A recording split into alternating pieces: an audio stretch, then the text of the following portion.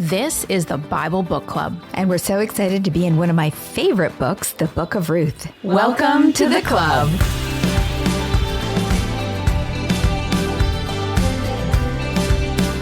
Last episode, we read chapter 3 of Ruth. Naomi played matchmaker, which was a crazy plan, and Ruth got dressed up and lay at Boaz's feet while he was sleeping on the threshing floor. It was a very risky move for Ruth, but she agrees willingly. She must have been scared to death because Boaz sees that fear in her eyes, but the plan worked. Boaz then realizes that he is the answer to his own prayer and that God would reward Ruth for her love and loyalty to Naomi. However, there's a hitch. For Boaz to become the kinsman redeemer, the relative closer to Naomi than he must first decline to do that deed. Okay, this is Ruth for our final episode. I love this book. I've titled this, The Seed is Planted. In this episode, we will come to the climactic end of our story. We began the book of Ruth with a story of famine and death, and we will end the book of Ruth with a story of provision and birth. The book of Ruth is, above all else, a story of redemption. God is in the business of redeeming what was lost. So starting in chapter 4, scene 1, Boaz goes to town to win a wife. This scene takes place at the city gate, a common practice for the day. The area around the gate was usually a spacious enough place for people to assemble. It was also a place where business was conducted as people went in and out all day long. So if you wanted to find someone without a cell phone, this was the first place to look. We pick up from chapter 3. The last verse we read was from Naomi to Ruth, instructing her to just wait for Boaz, because the man would not rest until the matter was settled today. Naomi was right. Our chapter begins with the word meanwhile, which implies that even as Naomi spoke these words to Ruth, Boaz was already acting. He went straight to the city gate with one intention. He was going to marry Ruth and redeem this family. Whatever his plans were for his life before he met Ruth, we will never know. Boaz is answering a higher call, and that often means laying down what you want for what God wants. Just as Ruth laid down her interests for her life to care for Naomi's life. Taking part in God's redemption plan is not always easy. Chapter 4. Meanwhile, Boaz went up to the town gate and sat down there just as the guardian redeemer he had mentioned came along. Boaz said, "Come over here, my friend, and sit down." So he went over and sat down. Boaz took 10 of the elders of the town and said, "Sit here." And they did so. Then he said to the guardian redeemer, "Naomi, who has come back from Moab, is selling the piece of land that belonged to our relative Elimelech. I thought I should bring the matter to your attention and suggest that you buy it in the presence of these seated here and in the presence of the elders of my people. If you will redeem it, do so. But if you will not, tell me, so I will know. For no one has the right to do it except you, and I am next in line. I will redeem it," he said. Boaz just happens to arrive right before the other guardian redeemer shows up. A providence of God again. Boaz makes this clever move by starting his negotiation with the property, no mention of Ruth. He is intentionally diverting attention away from Ruth toward the material gain of land to reveal this man's motive in front of everyone.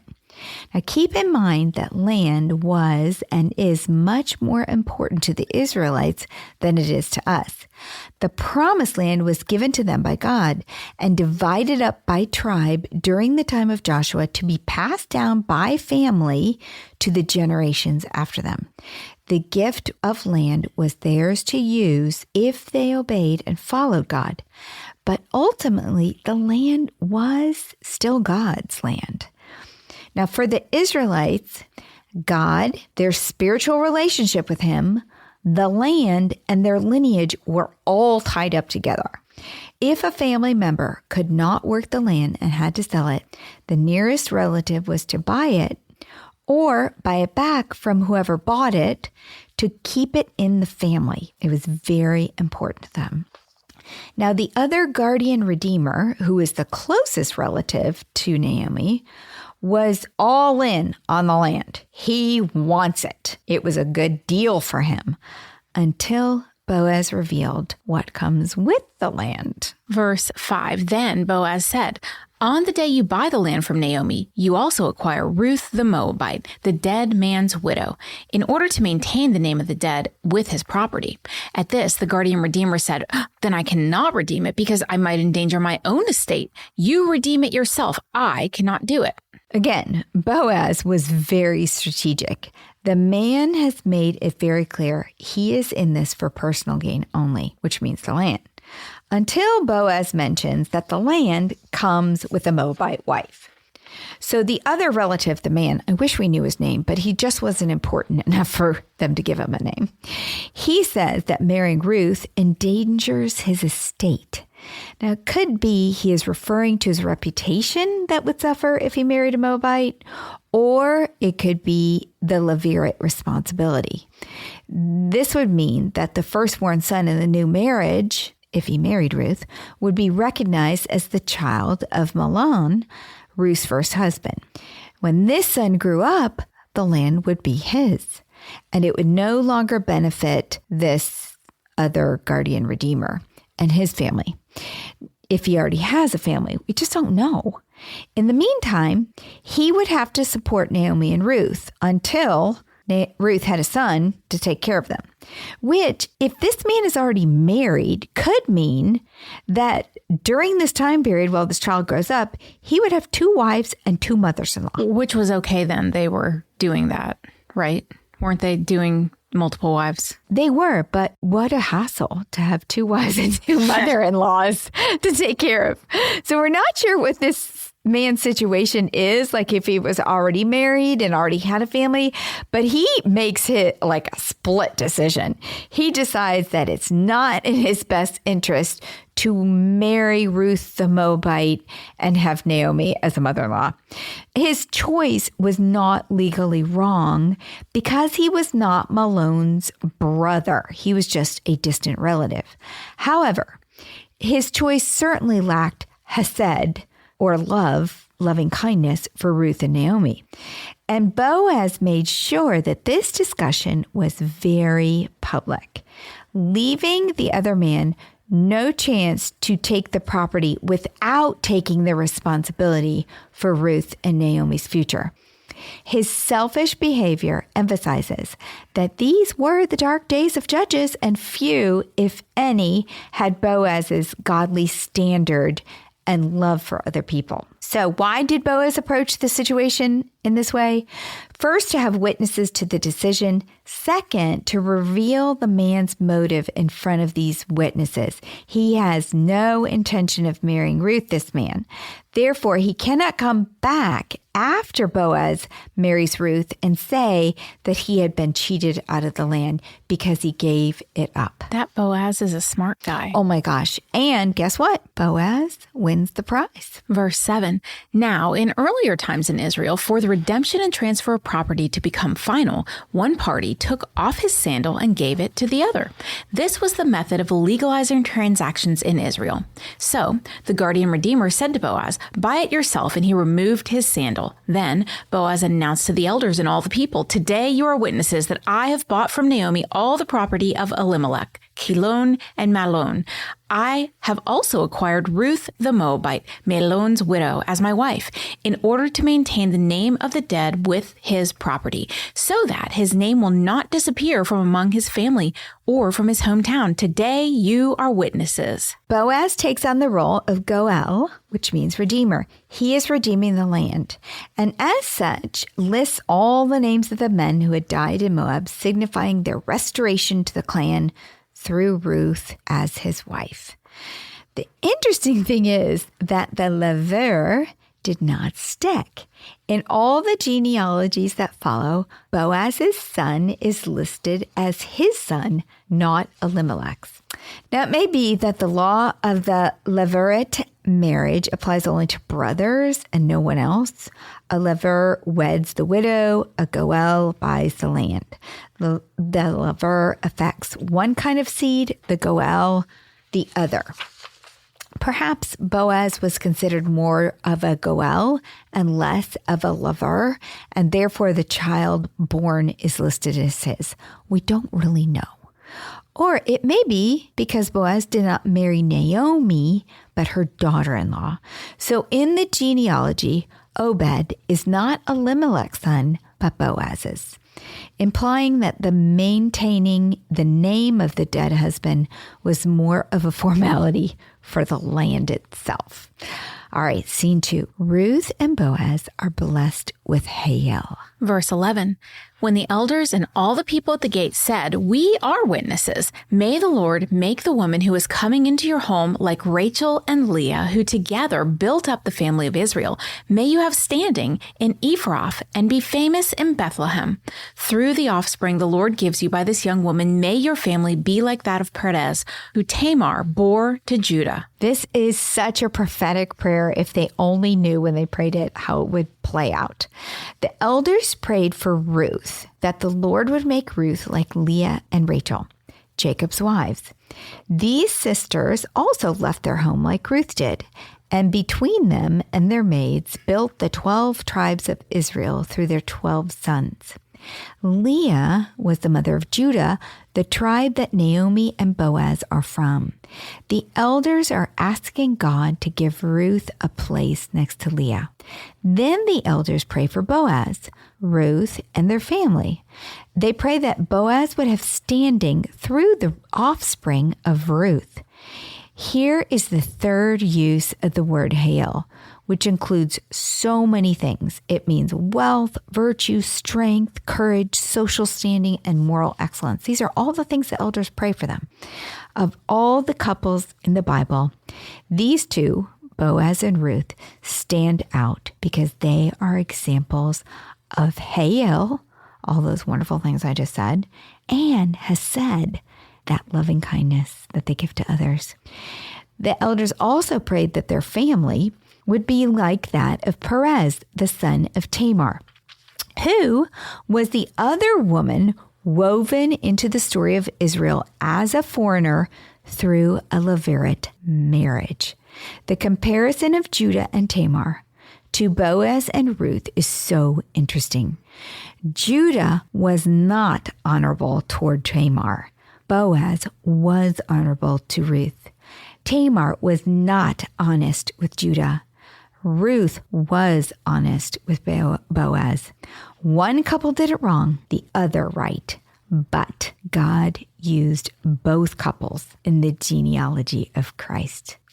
Now, all of these prayers were answered. The most important of which was this. They said, through the offspring the Lord gives you by this young woman. That word offspring in Hebrew means seed. All of Israel waited and prayed for the good news of that seed given way back in Genesis 3:15.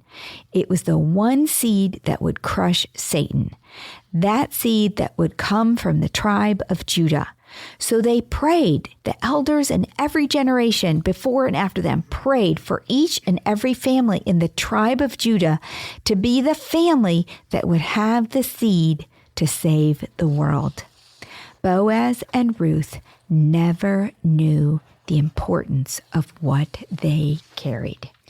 Fast forward to scene 3, Ruth and Boaz marry. How did Boaz pop the question? His go-to is clearly grain, but I am hoping he appeared on her doorstep with a little more creativity. So I want to dive into this because truthfully, we just go from he's going to take action to and speak to the elders to all of a sudden they're married and they're having a baby. Now, I hope he didn't just hand her that nasty sandal from the other relative and say, I won. Surely they had some kind of ring back then. Did he scoop her up and kiss her? I want them to drop their almost awkward respect for each other and reclaim that threshing floor feeling. We will never know how it all happened and what Ruth's response was. But we do know that God answered Naomi's prayer. In chapter 1, verse 9, Naomi had prayed that the Lord would give Ruth and Orpah rest in the home of another husband. Now, to find rest in Hebrew means to marry. Orpah is out of the picture. We don't know what happens to her. But Ruth the Moabite has miraculously found rest in Boaz, her Redeemer. Rest is also linked to redemption for us in Hebrews 4:11. Those who are redeemed are saved and enter into God's rest. As the bride of Christ, we too find rest in our Redeemer. It must have been a somewhat romantic marriage because our little Miss Ruth, who did not conceive in 10 years of marriage to Malone, wastes no time conceiving with Boaz. Verse 13, so Boaz took Ruth, and she became his wife. When he made love to her, the Lord enabled her to conceive, and she gave birth to a son. Remember, there are only 2 verses in the Book of Ruth that mention God, and they form bookends. The Lord provided food or seed in chapter 1, and the Lord enabled Ruth to conceive through a seed in chapter 4. I mentioned this in chapter 1. Both the harvest and the child were provisions of a seed. God blessed the seed implanted in the land and the seed implanted in Ruth. And the seed of Ruth's child will lead to the promised seed from Genesis that will save the world, that bread of life, Jesus Christ. And in between these 2 verses, God redeemed Naomi by giving her family, and God redeemed the land of Elimelech by providing an heir. Redemption always involves restoring what was lost. Naomi lost her children in Moab, and she was given a child born to Ruth in Bethlehem. We lost eternal life in the Garden of Eden, and we are given life by a child born to Mary in Bethlehem. So much promise was born in that little town of Bethlehem. Verse 14, the women said to Naomi, praise be the Lord who this day has not left you without a guardian redeemer. May he become famous throughout Israel. He will renew your life and sustain you in your old age. For your daughter-in-law who loves you and who is better to you than 7 sons has given him birth. Then Naomi took the child in her arms and cared for him. The women living there said, Naomi has a son. We began this book with these women of the town watching Naomi and Ruth come into town, and we end with these women. The women, though, are singing a new tune as they watch Naomi walk down the street, pushing a plush pram and cooing over baby Obed.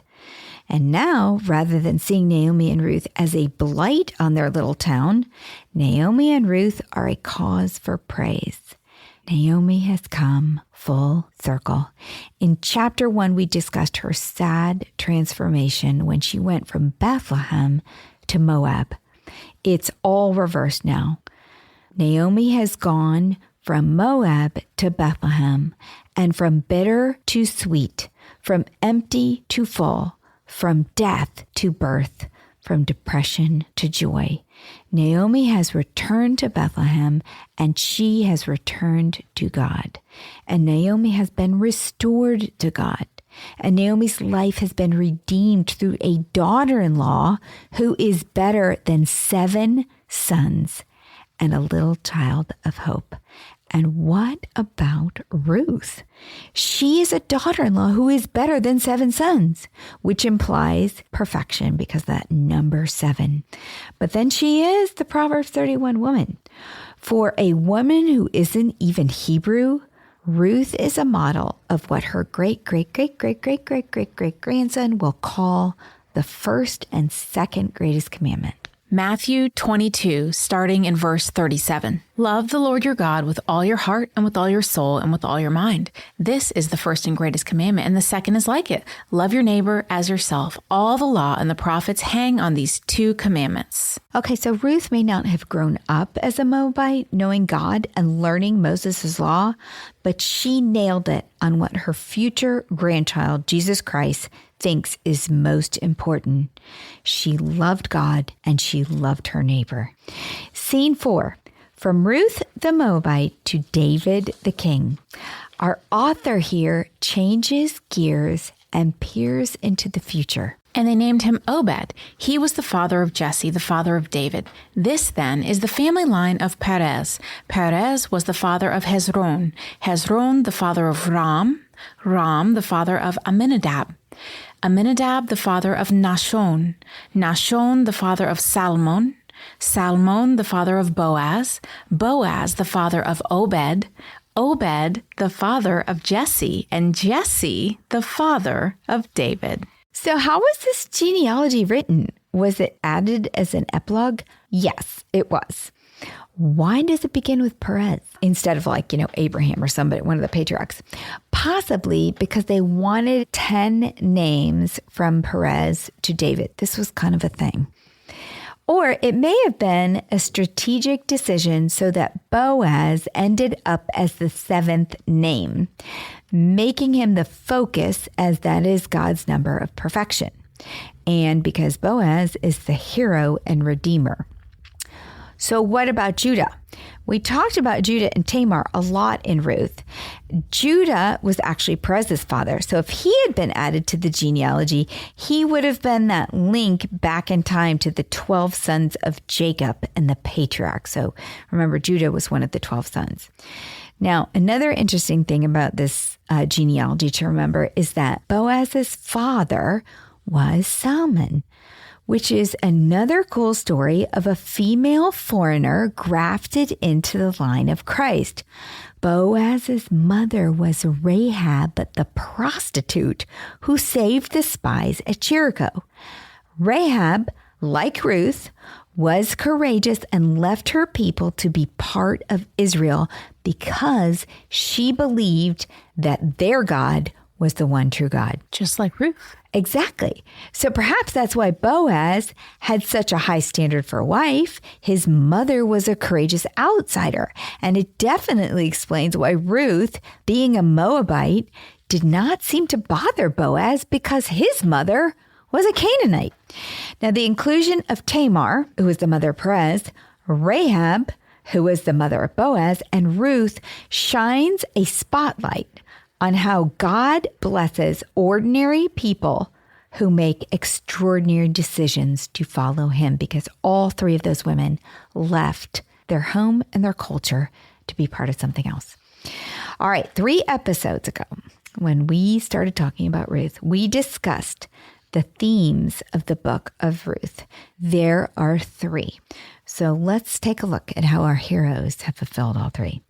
First, one theme was Hesed, love and loyalty, which is fundamental to God's plan for us. Every one of our 3 main characters shows Hesed for someone. In chapter 2, Ruth takes initiative with Hesed to Naomi. In chapter 3, Naomi takes initiative with Hesed for Ruth. In chapter 4, Boaz takes initiative with Hesed to Naomi and Ruth. The Hesed of Naomi, Ruth, and Boaz lays the foundation for a salvation that extends way beyond their generation and their nation. But none of the acts of Hesed can compare to the Hesed of God. His loving kindness is ever present in every scene of the Book of Ruth. God's Hesed led Ruth to Boaz's field. God's Hesed caused Boaz to appear at the field and notice her. God's Hesed brought about their marriage, and his Hesed produced a child, a seed in the line to a savior. All right, the second message or theme of Ruth that we discussed was providence. All of the above happened because of God's providence. Because of God's Hesed, his love and loyalty for us, he is always at work in the world, even in the midst of suffering and loss.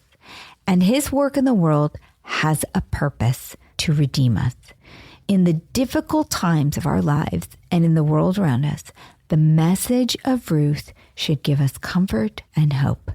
God is always at work fulfilling his plan, even when the world around us seems dark, as it did during this time of Judges.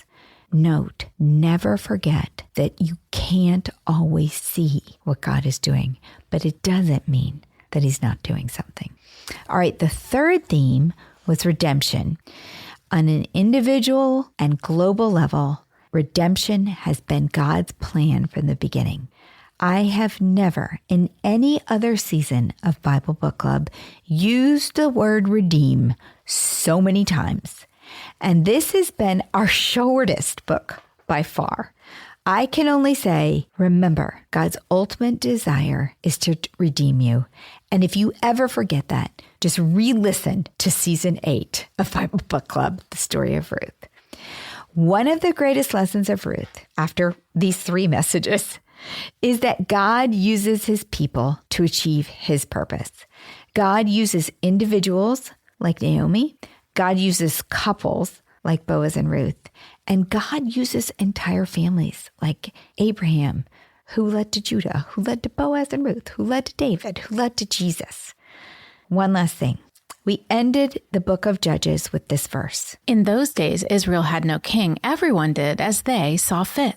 And we end the book of Ruth with Obed, the father of Jesse, and Jesse, the father of David. The story is not over because David, the king that Israel so desperately needed, is on the way. We end this episode of Ruth on the Monday before Christmas. The next episode to drop is a special Christmas episode that will take this genealogy that we read today from King David all the way to Jesus. We hope you've loved discussing Ruth as much as we have. It is one of my favorites. And if you're following our bonus Advent episodes of Ruth, there's just one more bonus from that little town of Bethlehem. And after Ruth, we look forward to meeting you in 1 Samuel.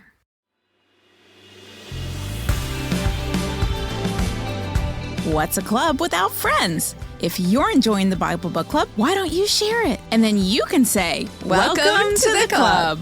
New episodes drop every Monday, and get all episodes now on Amazon Music. As always, head over to susanme.com/Bible Book Club for show notes from today's episode. Bible Book Club is hosted by Susan Merrill and Heather Rubio, edited by Buck Buchanan, produced by Haley Mawat.